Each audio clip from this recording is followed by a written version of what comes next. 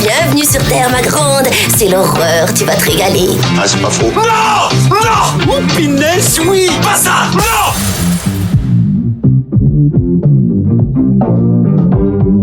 Dites mon nom. Je vais appeler Internet et leur demander de me faxer les numéros de téléphone de toutes ces femmes. Merci. Écoutez, je dirai pas loin, comme ça, si c'est l'apocalypse ce soir, bip bip. Bonjour, c'est Clémence. Bienvenue dans We Love Series, le podcast signé We Love Cinéma qui s'intéresse aux œuvres diffusées sur le petit écran et sur les plateformes de streaming. Dans la dernière collection, on s'intéressait à Seinfeld qui a révolutionné les sitcoms dans les années 90.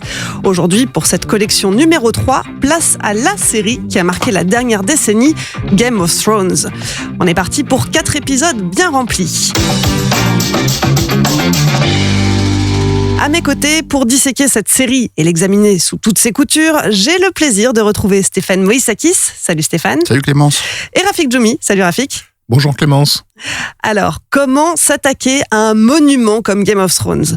Quand on vous parlait de Seinfeld ces dernières semaines, on pouvait imaginer qu'une partie de nos auditeurs ne connaissait pas la série. Avec Game of Thrones, c'est différent. Vous ne l'avez peut-être pas regardé, mais à moins d'avoir passé les 10 dernières années dans une grotte, vous en avez forcément entendu parler. Ici, on ne va pas revenir en détail sur chaque personnage, ni même sur le détail des différents arcs narratifs. On pourrait tenir une année complète sur le sujet. Dans ce podcast et les prochains, on va plutôt se pencher sur le phénomène culturel derrière la série et revenir sur les coulisses de cette épopée télévisuelle. Game of Thrones, donc le trône de fer en français, c'est d'abord une série de romans publiés par George R.R. Martin à partir de 1996. Si le tout premier tome n'est pas un best-seller dès sa sortie, tous les volumes suivants apparaissent dans le New York Times Best-Seller List, la liste de référence des meilleures ventes de livres aux États-Unis. Et le 17 avril 2011, l'adaptation télé de ces romans débarque sur HBO avec aux commandes David Benioff et Daniel B. Weiss. Les spectateurs y découvrent dès le premier épisode de nombreux personnages et des intrigues complexes qui se déroulent sur 2 continents fictifs, Westeros et Essos. Petit récapitulatif très rapide, le premier arc raconte l'histoire de Jon Snow et de l'hiver qui approche, le fameux Winter is Coming, des créatures qui menacent le royaume protégé par un immense mur de glace. La seconde intrigue, elle, se concentre sur le personnage de Daenerys Targaryen, la dernière représentante en exil de la dynastie déchue et qui va chercher à reprendre le trône de fer. Enfin, le troisième arc s'intéresse aux membres de plusieurs familles nobles qui cherchent, elles aussi, à conquérir ce trône et à prendre la tête du royaume des 7 couronnes. Il faudra au total 73 épisodes répartis sur 8 saisons pour venir à bout de ce récit. Pari gagné pour HBO, Game of Thrones devient la série la plus regardée de la chaîne et détrône Les Sopranos en 2014. L'année suivante, elle entre dans le livre des records comme la série la plus diffusée dans le monde avec 173 pays au compteur. Et côté audience, évidemment, les chiffres sont là aussi exceptionnels. Le tout dernier épisode de la série diffusé le 19 mai 2019 rassemble 19,3 millions de téléspectateurs, une performance historique pour la chaîne. C'est aussi la série la plus récompensée de la télévision américaine, avec 738 nominations et 269 prix reçus depuis ses débuts, notamment un total de 38 Emmy Awards. Enfin, on y reviendra plus en détail dans un prochain épisode, mais je peux vous dire que Game of Thrones est une des séries les plus chères de l'histoire. Tous ces chiffres, ça me donne presque le tournis. Pour la peine, je vous propose qu'on reprenne notre souffle avec quelque chose de familier et de rassurant, une mélodie à la fois épique et entêtante qui a planté le décor dès le premier épisode. Générique.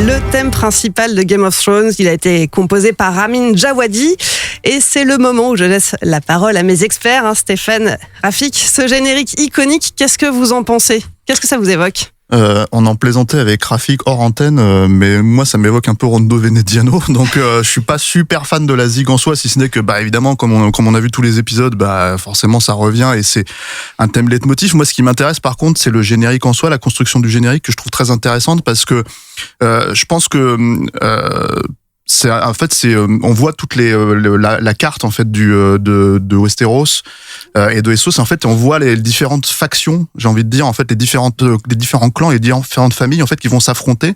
Et à chaque pas de nouvel épisode, mais en tout cas chaque saison, ils changent plus ou moins en fait le positionnement en fait des clans et la façon dont ils évoluent dans le récit. Plus précisément, en fait, à chaque épisode, on voit les lieux qui vont être montrés dans l'épisode en question. Donc ça change vraiment à chaque fois. Voilà. Et ce qui est intéressant, c'est que ça touche du coup pour moi à quelque chose qui est constitutif de la fantasy dans l'esprit des gens, en fait, si tu veux, c'est le côté rôliste, en fait. C'est-à-dire vraiment, en fait, ça interpelle les joueurs de RPG. Complètement. Et du coup, ça les met littéralement dans l'ambiance. Donc moi, je trouve ça assez pertinent. Assez bien vu, et puis moi je le trouve plutôt joli à l'œil en plus, ce générique, donc voilà, c'est un des trucs en fait qui cautionne, on va dire, la qualité de la série pour moi. C'est-à-dire que en gros, d'entrée de jeu, je me dis ah oui, donc ils savent de quoi ils parlent, c'est pas une adaptation faite un peu par-dessus la jambe, quoi. On peut dire aussi qu'on le doit à une star de la profession, ce générique, puisque c'est Angus Wall qui l'a supervisé, qui bosse notamment sur les génériques des films de David Fincher, mais qui avait déjà bossé pour HBO sur un générique absolument magnifique d'une série magnifique qui s'appelle La Caravane de l'étrange, Carnival en anglais, que je recommande vivement, dont le générique était absolument obsédant et donc animé également. Et en fait, la consigne au départ, c'est que il s'agissait pas forcément d'un générique, ça avait été conçu pour apparaître en cours d'épisode, pour permettre en fait de passer d'un lieu à l'autre et faire en sorte que le spectateur sache exactement où il se situait. Et finalement, ça cassait le rythme narratif de l'épisode. Et donc finalement, cette idée de voyage au-dessus d'une carte est restée dans le générique lui-même, puisqu'au départ, pour le générique, les concepteurs de la série, les showrunners, voulaient simplement un corbeau qui survole, qui part de Port-Réal, King's Landing, donc jusqu'à Winterfell. Ça devait se limiter à ça. Avant qu'on finalement, lorsqu'ils ont commencé à faire des tests sur le premier épisode, ils se sont aperçus que les gens étaient confus, donc ils étaient paumés dans la géographie et que du coup le générique devait les aider à poser ça, avec évidemment, comme l'a fait remarquer Stéphane, une référence évidente au caractère rôliste, enfin aux origines rôlistes de la série. Les deux showrunners sont des anciens joueurs de jeux de rôle. Mais aussi pas mal de références à la Renaissance, notamment aux machines de Léonard de Vinci, parce qu'en fait un certain esprit de la Renaissance baigne cette série, que ce soit les Borgia, les Médicis et autres, on en retrouve quelques traces en fait dans la narration. Donc ça c'est pour le côté visuel. Pour la musique, comme Stéphane, je suis pas forcément un grand fan. On a peut-être échappé à pire, ceci dit, puisqu'au départ, ça a été confié à Stephen Warbeck, le boulot de faire la musique, mais ça se passait pas très bien avec Weiss et Benioff. Warbeck, donc, il a fait le film préféré de Stéphane, qui s'appelle Le Shakespeare in Love, pour lequel il avait eu l'Oscar de la meilleure musique. Je m'insurge. Et en fait, Djawadi, à l'époque, il sortait d'Iron Man, où il avait fait un boulot, encore une fois, je suis pas fan, mais il avait fait un boulot qui avait été remarqué dans la profession, et du coup, il a été vivement recommandé par, je crois que c'est un chef option qui l'a vivement recommandé à Benioff. Et effectivement, ils ont été conquis par le personnage, sauf qu'il était pas dispo. Il devait faire un gros projet cinéma qui était la suite du Choc des Titans. C'est la colère des Titans. C'est ça, ça s'appelle. C'était le Choc des Titans. Autant pour moi. Et donc il leur a dit qu'il pouvait pas le faire. Et comme vraiment il le voulait, ils lui ont envoyé les deux premiers épisodes pas encore terminés. Et là il a été conquis et il s'est vraiment mis en 4 pour pouvoir honorer son contrat sur le Choc des Titans et quand même développer quelque chose là-dessus. Et le choix des instruments, notamment des instruments à cordes mis en avant, c'était pour éviter la flûte qui est souvent associée au genre justement de l'heroic fantasy, enfin de la fantasy en général, et donner un caractère peut-être plus baroque. Voilà. Moi, j'ai essayé de changer la musique une fois pour voir si parce que je trouve le générique visuellement très beau, mais la musique me gêne. Donc, si vous voulez faire comme moi, je vous conseille le générique de The Lion in Winter de John Barry. un générique des années 60, et vous collez ça sur les images de Game of Thrones et vous allez voir, c'est un tout autre effet. Alors, petite précision, Ramin Djawadi, c'est un des padawans de Hans Zimmer. Peut-être Oui, que c'est aussi pour ça que ça je suis ne pas te forcément plaît très, pas plus très que fan, ça. ouais. Mais oui, il a bossé sur tous les Batman, etc. Oui. Il a travaillé sur Pacific Rim également, Warcraft, et aussi sur notamment la série Westworld, autre gros carton HBO. Et pour compléter ce que tu disais, il a écrit les musiques originales de la série en 10 semaines avant le pilote de la saison 1, et elles ont été publiées donc en juin 2011, quelques mois après la sortie du pilote. Tout à fait. Et la rythmique particulière de ce thème, en fait, suggère le voyage. Donc, on le sent bien. Enfin, c'est typiquement, on a un roulement de carrosses et de chevaux dans ce rythme, en fait. Alors, pour ce premier épisode, on va s'intéresser au lien entre Game of Thrones et la mythologie. Game of Thrones, c'est une œuvre fantasy, mais on est quand même loin des univers qui ont été créés par Tolkien ou Pratchett. On en parlait hors antenne, Stéphane. Toi, tu me parlais de réenchantement du monde.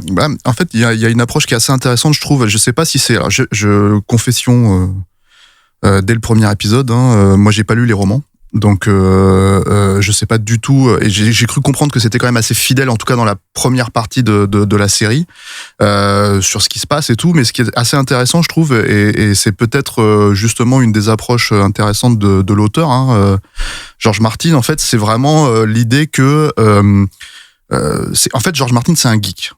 Donc, le truc, c'est que c'est quelqu'un qui a, pendant des années, longtemps défendu l'univers de la fantasy, l'univers de la science-fiction, parce qu'il a écrit beaucoup de romans d'horreur, de récits, de science-fiction, de fantasy. Et en fait, comme il a évolué dans certains milieux universitaires, il s'est quand même beaucoup confronté à une époque, en fait, aujourd'hui c'est beaucoup moins problématique, mais à une certaine époque, en fait, à un certain dédain pour cette contre-culture. Du coup, j'en viens à me demander si, au fil en fait de ses réflexions sur le genre, quand il a commencé à aborder Game of Thrones, les livres en fait dans les années 90, est-ce qu'il n'y avait pas justement l'idée de convaincre les réfractaires en se lançant en fait dans un récit qui va au fur et à mesure en fait où il se dévoile, tout simplement faire avancer le fantastique, la fantaisie, l'aspect fantaisie en fait dans le récit quoi. Je pensais à ça parce que moi en tant que spectateur j'ai l'habitude de ce genre de choses. Puis je pense pas mal de spectateurs aussi en fait dans les années 10 depuis en tout cas le Seigneur des Anneaux et le succès que ça a été. Du coup en fait quand je regardais la série je me disais putain mais ils arrivent quand les dragons, ils arrivent quand les marcheurs, enfin ils prennent leur temps quoi.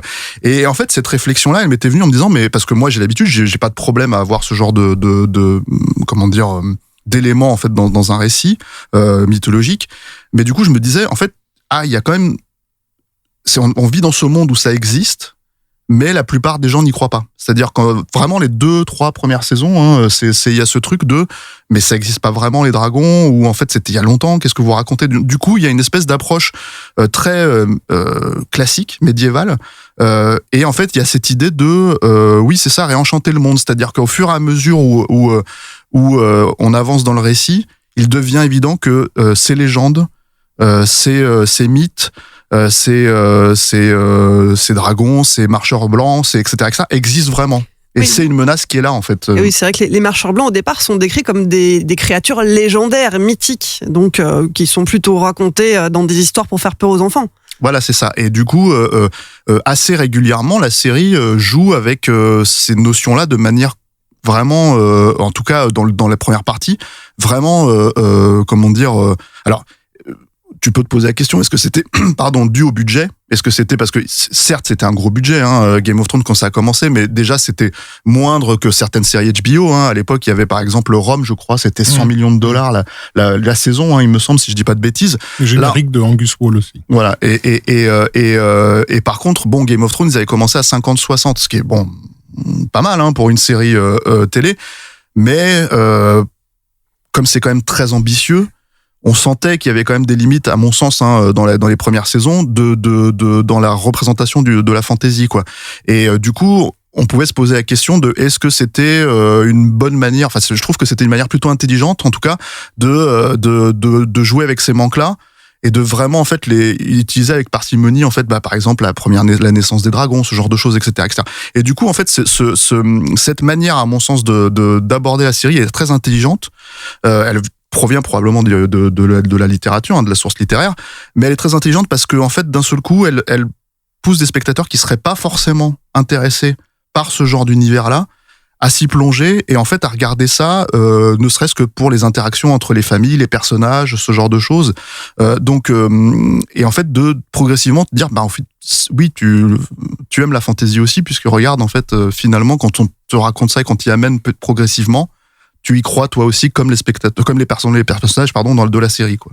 Mais c'est vrai qu'il faut se replonger à l'époque. En 2011, HBO c'est connu pour des séries plutôt réalistes, pour Oz, pour Les Sopranos. Oui, en même temps, c'est aussi la chaîne dans laquelle on décortique certains genres. Il y a une série qui va servir de modèle à Benioff et Weiss parce que évidemment, lorsqu'ils décident d'adapter cette série de romans, ils se disent que ça va être un tough sell, quoi. Ça va être dur à vendre à des chaînes de télé. Mais ce qui les rassure par rapport à HBO, c'est qu'HBO a produit Deadwood, et Deadwood, il n'a pas été un succès, mais c'était quand même une série qui avait prétention à décortiquer tous les codes du western, c'est-à-dire à jouer avec des choses qu'on connaît tous parfaitement et à nous amener entre guillemets une nouvelle humanité derrière ça.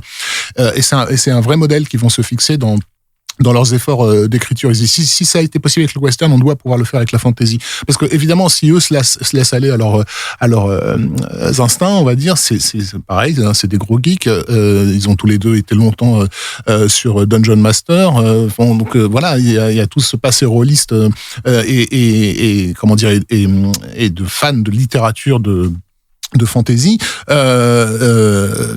comment dire, il y a eu le succès du Seigneur des Anneaux qui les a un peu dédouanés, mais ils savent que voilà, s'ils arrivent à faire comprendre à HBO que ça va être du Deadwood version fantasy, à ce moment-là, ça pourra se faire. Sur le genre de la fantasy, ce qui est paradoxal, c'est que c'est un genre qui au fond est un genre populaire. T'as dit, je crois, les chiffres de vente des bouquins avant que la série n'arrive, c'est des gros chiffres. Enfin, je veux dire, c'est un best-seller. Sur le XXe siècle, la fantasy c'est très très bien vendu. Tolkien, c'est probablement l'auteur le plus lu du XXe siècle. Mais le fait est que cette culture-là, assez bizarrement, n'a pas impacté les images. C'est-à-dire que le cinéma et la télévision n'ont jamais vraiment su s'emparer auparavant de ce genre-là, et c'est un genre qui a beaucoup plus irrigué des domaines comme justement le jeu de rôle dont on a beaucoup parlé, ou même un peu la musique dans les années 70, hein, tout le rock musical de Led Zeppelin et autres, il est complètement dans la continuité de Tolkien et etc. Et comment dire, Robert Howard, donc créateur de l'univers de Conan, des années 30 aux années 50, c'est des cartons de librairie. Ça se vend, et il y a des rééditions sans cesse de cette littérature-là. Donc voilà. Qu'est-ce qui fait qu'il y a tout un public pour qui c'est un monde étranger et qu'il va falloir conquérir? Disons qu'on a d'une part la fanbase de Martin qui, eux, sont au rendez-vous, qui attendent vraiment la sortie du premier épisode. Ils sont vraiment très impatients. Et puis à côté de ça, il y a tout le reste du public qui ne sait pas encore. Tout à fait. Je me souviens d'avoir lu une preview dans le magazine anglais Empire, à l'époque où le pilote était en tournage. Donc on avait 2 photos, je crois. Et alors moi, j'avais pas lu les bouquins de Martin, mais c'est simplement le fait de parler de fantasy qui je me dis, ah tiens, HBO se met à la fantasy, étonnant. Mais on sentait bien que déjà le type était coincé, le type qui a écrit l'article était coincé dans une colonne, quoi. Il essayait de faire rentrer le maximum d'informations dans l'espace qu'on lui avait laissé. Et on sentait qu'il essayait de donner envie, en fait.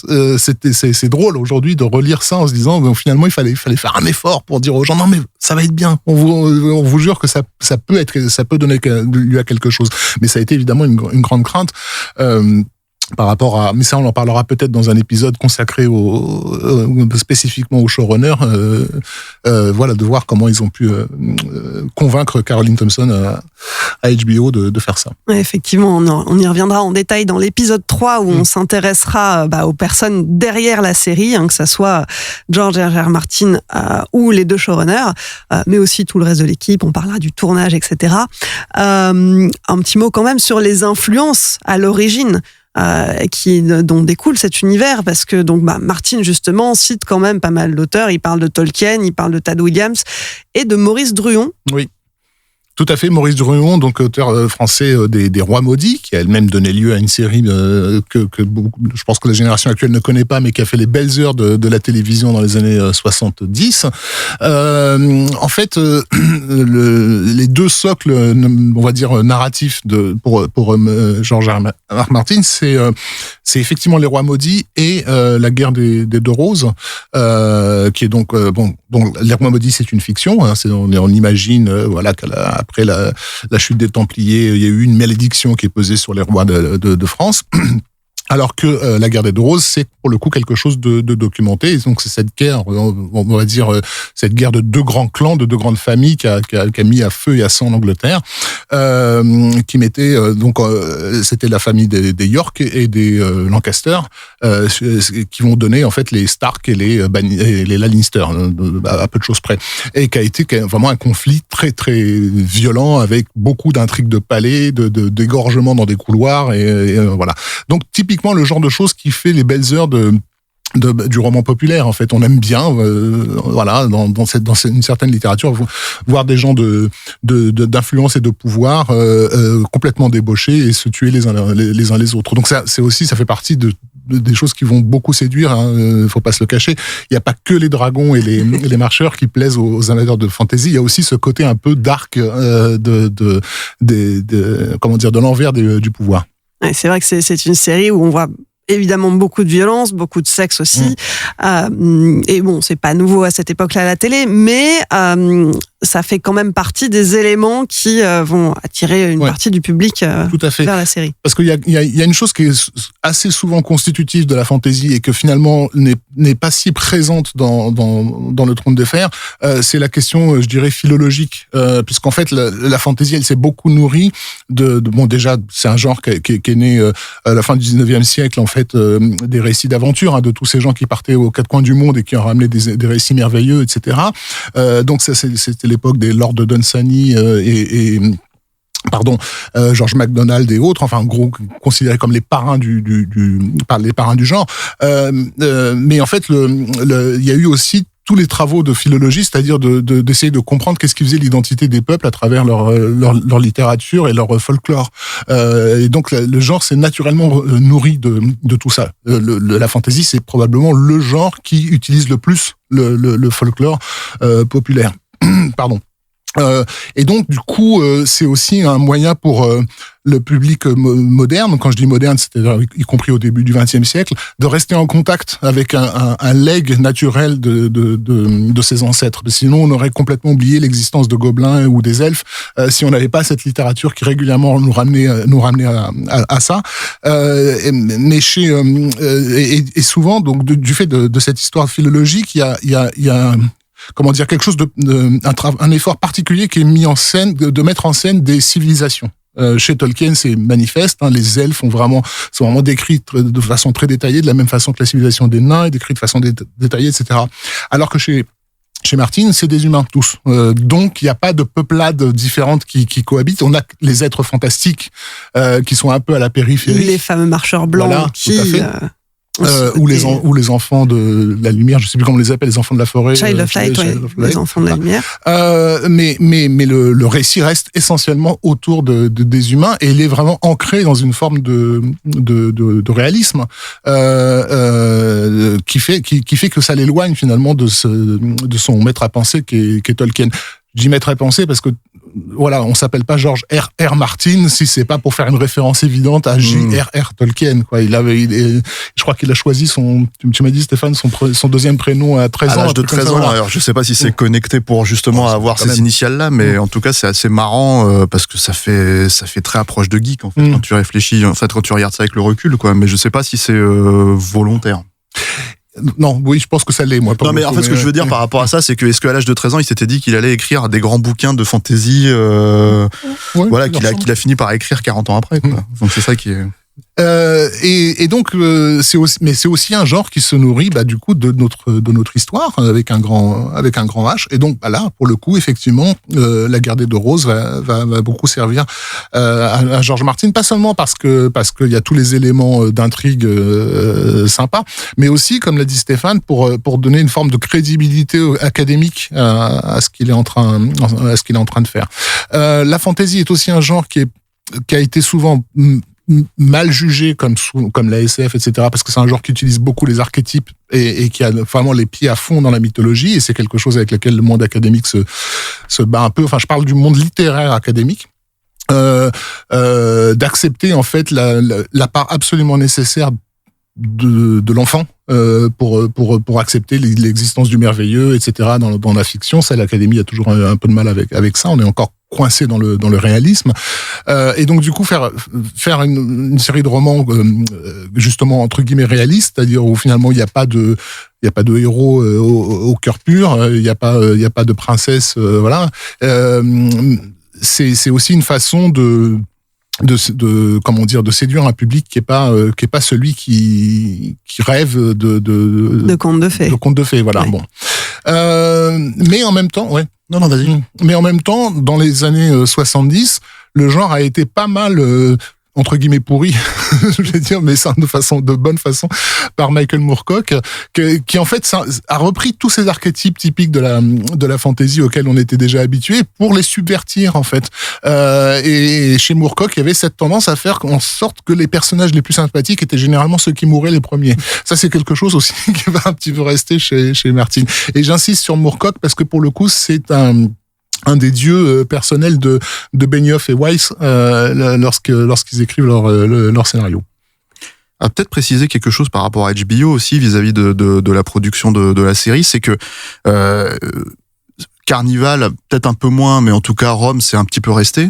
Mais c'est des séries qui ont fait 2 ou 3 saisons en fait à chaque fois, et parce qu'elles coûtaient très cher, elles ne marchaient pas suffisamment pour garantir en fait une vraie voilà, donc d'où le côté un peu prudent peut-être en fait dans la façon de se lancer. Ça a pris quand même 4-5 ans avant 4 ans, ouais. Voilà, de développement en fait avant d'arriver avec en plus des problèmes de production énormes sur le pilote, ce genre de choses, et mine de rien en fait ce qu'il faut peut-être préciser quand on regarde ça avec un certain recul, c'est que le succès phénoménal en fait de Game of Thrones, il ne concerne pas justement que les fans de fantasy, ne concerne évidemment pas que les spectateurs de séries télé lambda. On touche à un vrai truc de phénomène parce que je pense que même toutes les générations en fait regardent Game of Thrones. Et mine de rien, c'est quand même, moi, j'ai tendance à comparer le succès de Game of Thrones dans une certaine mesure à celui de Harry Potter en fait, dans la façon en fait de vraiment ramener tout un public qui serait pas forcément encore une fois intéressé à la magie, à la fantasy en fait, à les faire rentrer tout doucement avec des éléments qu'ils connaissent. C'est-à-dire dans Harry Potter tout simplement, et en plus il y a cette là où ça se rejoint à mon sens en fait, c'est qu'il y a aussi cette idée de grandir avec les personnages de la série.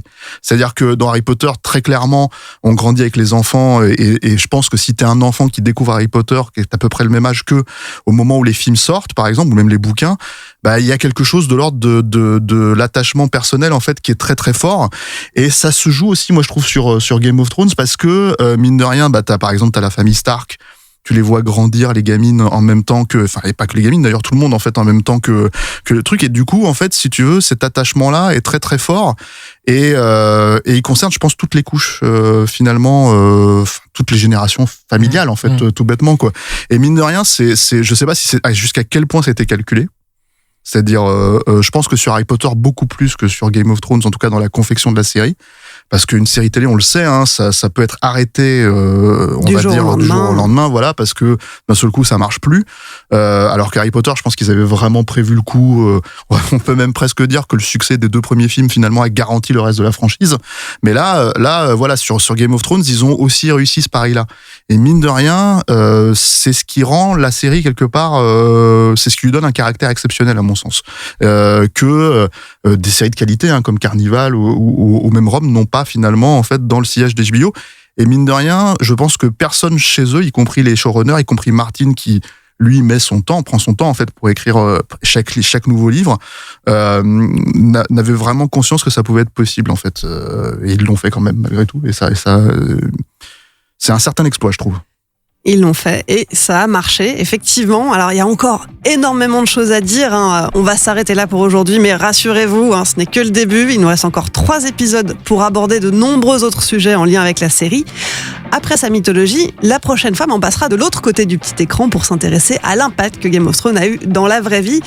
Rafik, Stéphane, merci de m'avoir accompagné pour ce premier épisode de cette nouvelle collection. Merci Clémence. Merci Clémence. We Love Série, c'est fini pour aujourd'hui. Pour suivre les prochains épisodes ou réécouter celui-ci, rendez-vous sur welovecinema.fr et sur vos applis de podcast. Nous, on se retrouve mardi prochain pour la suite de cette collection consacrée à Game of Thrones. D'ici là, portez-vous bien.